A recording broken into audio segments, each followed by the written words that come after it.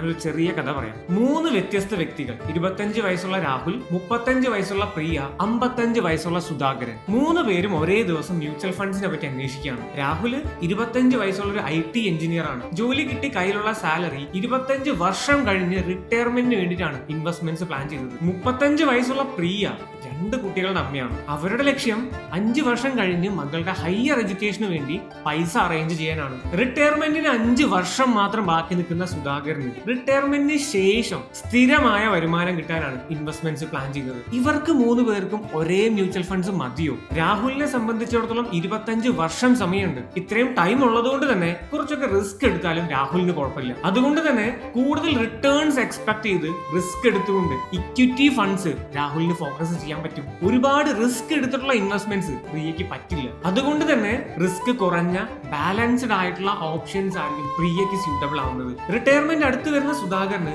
അധികം റിസ്ക് എടുക്കാതെ safer options തന്നെ വേണം. ഞാൻ ഈ പറഞ്ഞു വരുന്നതിൽ നിന്ന് നിങ്ങൾക്ക് എന്താ മനസ്സിലായത്? ഇൻവെസ്റ്റ്മെന്റ്സ് പ്ലാൻ ചെയ്യുമ്പോൾ ഫസ്റ്റ് സ്റ്റെപ്പ് അത് നിങ്ങളുടെ ഗോൾസ് കണ്ടുപിടിക്കുക എന്നുള്ളതാണ്. എന്നിട്ട് അതിനനുസരിച്ചുള്ള ഓപ്ഷൻസ് വേണം ഇൻവെസ്റ്റ്മെന്റ്സ് ആണെങ്കിൽ കൺസിഡർ ചെയ്യാൻ.